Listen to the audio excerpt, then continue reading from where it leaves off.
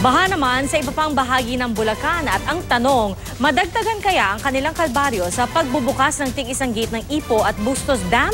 Saksi si Ian Cruz. Kung magpapatuloy ang ganitong pabugso-bugsong ulan ngayong gabi, pinangangambahang tataas pa ang bahang ito sa barangay Panghulo sa Obando, Bulacan. Maghapon ngang baha sa 5 barangay sa bayan, kabilang sa isang ito. Binansagan pa namang barangay Pag-asa at narito ang mismong munisipyo ng bayan. Pero tila walang magawa ang lokal na pamahalaan sa baha. Pati sikat nitong simbahan na dinarayo ng mga gustong magkaanak, pinalibutan ng tubig. Ang mga residente nangangamba habang ang mga negosyante. Kumusta po ang benta nyo? May baha? Wala! 20 pesos maghapon. Wala na sumunod.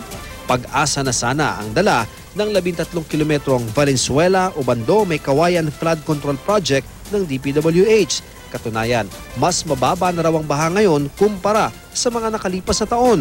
Pero posible raw mas nakatulong ang dike kung inilagay sa gilid ng Pinagkabalian River gaya ng plano, imbes sa gilid ng isang creek malapit sa mga bahay. Dahil hindi pa tapos, nakukulong dito ang tubig. Yung tubig na tag-ulan na yon, makakapaglaro pa ho ng malayo sa ilog. Hindi ho yung nandito na yung dike, pagdating ng tag-ulan, naiipit ho yung tubig. Dumadaan din ang hindi pa tapos na dike sa barangay Paliwas, gayon din sa barangay Hulo. Pero dito, may bahagi ng lumundo, kaya tinukuran na lang ng mga taga-barangay at DPWH. Tinawag na rin natin yan sa DP na kung pwede ma-inspect uli kasama tayo at ang sinasuggest natin kung ano yung talagang ginawa sa iba na meron siyang tukod, dapat ganun din ang gawin para hindi mag-alala yung mga tao. Kinumpirma ni Direktor Patrick Gatan ng DPWH Project Management Office na hindi nga nasunod ang orihinal na pwesto ng dike upang mapagkasya ang pondo. Ang suporta naman ng dike sa barangay Hulo, ibibiding pa at posibleng abuti ng 2 taon ang konstruksyon. Hanggang bintiri ng baha sa Balagtas, Bulacan.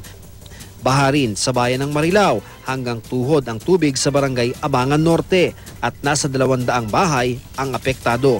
Hanggang hita naman ang tubig sa barangay Lias kaya hirap ang biyahe ng mga sasakyan. Kaya ang ilan sinamantala ang pagkakataon. Sige mo tawid sa motor. Tandaan ko.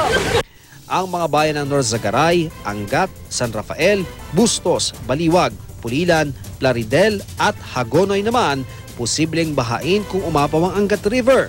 Sa ngayon, hindi pa naman yan nangyayari. Kaya pa naman daw nitong tanggapin ang tubig mula Bustos Dam na nagbukas na ng isang gate kaya mas malakas ang agos.